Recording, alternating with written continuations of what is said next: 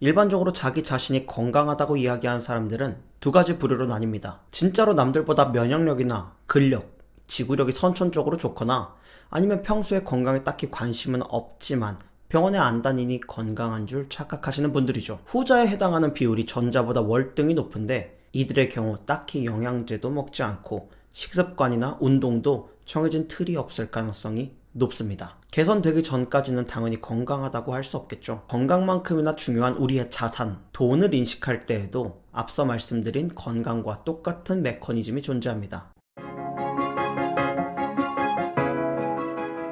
당신의 인생의 불안을 평안으로, 김필수입니다. 자신의 자산이 잘 관리되고 있다고 말하는 사람들의 대다수는 사실 자신의 자산 상태를 잘 인식하지 못하고 있을 가능성이 큽니다. 하버드 100년 전통 자산관리 수업이라는 책을 요즘 읽고 있는데요. 현재 자산 상태를 가늠할 좋은 체크리스트가 있어서 공유하고 싶어 영상을 찍게 되었습니다. 총 10가지 항목인데요. 이 중 하나라도 해당되신다면 거짓 건강 상태일 것이라고 저자는 이야기합니다. 첫 번째, 자신의 업무 능력을 향상시키기 위한 계획을 세우지 않았다. 자산 상황에 대해 평가하기를 원하지 않거나 한 번도 이 문제에 대해 생각해 본 적이 없다. 두 번째, 월 지출이 월 수입의 3분의 2 이상을 차지한다. 세 번째, 현금, 일반 예금, 개방식 펀드 등 유동성 자산이 월 평균 지출의 3배가 되지 않는다. 네 번째, 보유한 자산 중 부동산 비율이 80%가 넘는다. 다섯 번째, 매월 납입하는 주택대출 상환금이 수입의 50% 이상이다. 과거 3년 동안 주택대출 상환 연체 횟수가 4회를 넘는다. 여섯 번째, 할부를 자주 이용하고 이와 같은 선구입 후 지불 방식을 사용하여 매월 할부 대금으로 납부해야 하는 금액이 월 수입의 20%가 넘는다. 일곱 번째, 가족 구성원이 사용하는 모든 신용카드의 총 한도가 가정 총 월 수입의 3배가 넘는다. 신용카드의 한도가 초과된 뒤 무이자 기간 안에 전액 상환이 불가능했던 횟수가 3회 이상이다. 여덟 번째, 가입한 보장성 보험이 전혀 없거나 가입한 보험의 보장 금액이 연수입 총합의 5배가 넘는다. 아홉 번째, 공과금 납부를 잊어버려서 독촉받은 적이 3번이 넘는다. 열 번째,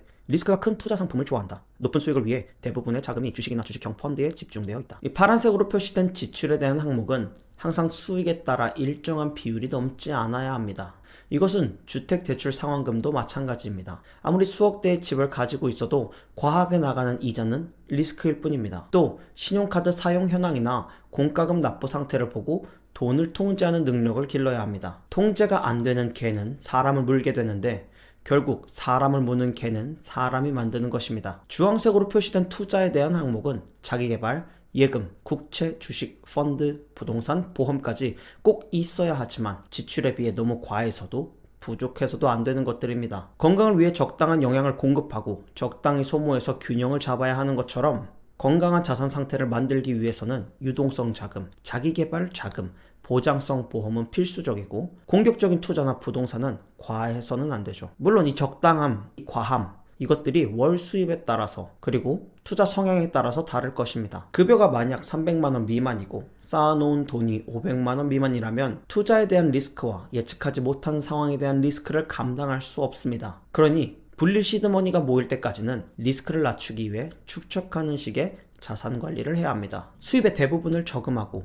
소비를 꽉 졸라매고 친구들이 양양 갈 때 따라가지 말고 최소한 1000만원 모일 때까지는 저축 습관 기른다 생각하고 버텨야 합니다. 사회 초년생 기준으로 1년이면 됩니다. 모아놓은 돈이 많을수록 시간이 생깁니다. 투자한 것들을 기다릴 수 있는 시간이요. 그렇기 때문에 리스크가 높은 주식이나 고정 지출이 필요한 부동산 투자를 해도 무리가 없고 점점 부자가 되는 것이죠. 돈의 속성 김승호 회장을 포함해 많은 현인들은 빨리 부자가 되려는 생각을 버려야만 부자가 될 수 있다고 이야기합니다. 하버드에서 알려주는 자산 관리 방법에 따르면 핵심은 두 가지입니다. 먼저 수입의 최소 30%를 저축하고 나머지를 지출하는 것입니다. 먼저 저축이 핵심인데요. 사회 초년생들은 월급이 처음부터 150만 원이다 생각하고 쓰기 전에 강제로 저축부터 해야 돈을 모을 수 있습니다.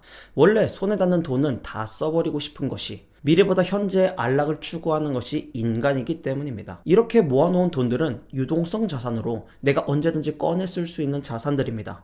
이게 준비되어 있지 않으면 예측하지 못하는 상황에서 아주 공경에 처할 것입니다. 만약 저축 습관도 없고 모아놓은 돈도 없는 상태로 직장 생활을 하다가 진짜 마음에 안 드는 사람이나 상황 때문에 때려쳤는데 생각대로 이직이 잘 되지 않는다면 모아놓은 돈 다 까먹고 떨어지면 남에게 손 벌려야 합니다. 이직은 그렇게 큰 문제는 아닙니다. 하지만 사고, 사기, 질병, 투자 실패, 과소비, 가족, 친구 등등 함정이 참 많습니다. 모아놓지 않은 상태에서 당하는 위험은 아이고 그냥 아쉽게 됐네 라고 끝날 일이 아닙니다. 이 일련의 과정이 사람을 얼마나 위축시키고 자존감을 다운시키고 가족의 평화를 깨는지 겪어본 사람은 압니다. 나 때문에 부모님 노후자금 펑크나고 동생이 대출받고 아무튼 풍족하지 않을수록 나와 내 주변 모두를 위해서 저축해야 합니다. 만약 다행히 아무런 이슈 없이 돈을 잘 모으고 지켜냈다면 그 돈은 시드가 되어 나에게 돈을 벌어다 줄 돈이 될 것입니다. 물론 저축은 계속 진행되는 거죠. 저축은 평생 하는 겁니다. 통장에 노는 돈 약 1,000만 원이 생기면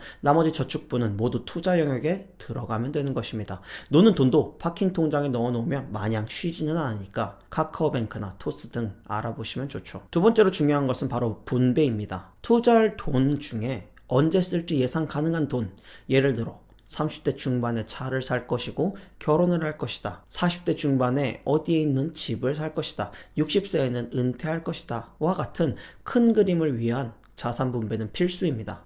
분배를 해놓는 것과 그렇지 않은 것, 계획이 있는 것과 없는 것의 차이는 엄청나기 때문이죠. 빨리 쓸 돈은 묶어놓으면 안 되고 나중에 쓸 돈은 꽉 묶어놔야 합니다. 잘 구분해서 한 달에 단돈 30만 원이라도 오래 묵힐 돈을 만든다면 아주 효율적으로 내가 번 것보다 훨씬 많은 돈을 가지게 될 것입니다. 이것을 복리이자라고 하고 자산을 관리하는 사람들의 입장에서는 인간의 본성을 눌러야 하기 때문에 가장 난이도 높은 투자로 불립니다. 처음 보는 사람들은 마법이라고 이야기하죠. 복리를 편하게 이해하시고 계산하시려면 72의 법칙을 기억하시면 됩니다. 원금이 2배가 되는 기간은 70일을 연 수익률로 나누면 계산이 됩니다. 예를 들어 6%의 연 이자를 주는 곳에 내 돈이 들어가 있다면 6 곱하기 12는 72니까 12년 후에 원금이 2배가 된다는 것입니다. 그런데 24년 후에는 어떨까요? 원금의 총 4배가 되겠죠. 만약 36년 후라면 8배가 될 것입니다. 일반적인 직장인이 평균적으로 평생 13억 정도를 번다고 합니다. 그중 1, 2억만 빡세게 모아서 잘 불어나는 S&P 500 같은 곳에 3, 40년 넣어놓으면 노후에 먹고 살 걱정 없고 돈 없다고 자식들에게 버림받지 않고 몸 아픈데 억지로 일 나가지 않고 만약 일하고 싶으면 소일거리 하면서 용돈으로 여행 다니고 의미 있는 일 하면서 살 수 있다는 것입니다. 결국 자산 관리는 건강 관리, 멘탈 관리와 아주 밀접합니다. 만약 당신의 자산이 건강한 것처럼 보이지만 실질적으로는 건강이 위험한 가짜 건강 상태라면 오늘의 영상의 내용들을 꼭 기억하셨으면 좋겠습니다. 당장은 엄청난 영향을 끼치지 않을지 몰라도 잠복기를 가지는 질병처럼 한 알 한 알의 시한폭탄이 되어 자산 상황과 조건이 변할 때마다 당신과 당신 가정에 충격을 발생시킬 것이기 때문입니다. 깜깜한 골목길이 무서운 것처럼 불안은 무지로부터 옵니다. 저는 당신이 꼭 필요한 지식과 지혜를 얻어 인생의 평안을 누리시길 원해 오늘도 영상을 찍었습니다. 여기까지 들어주어 고맙습니다. 안녕!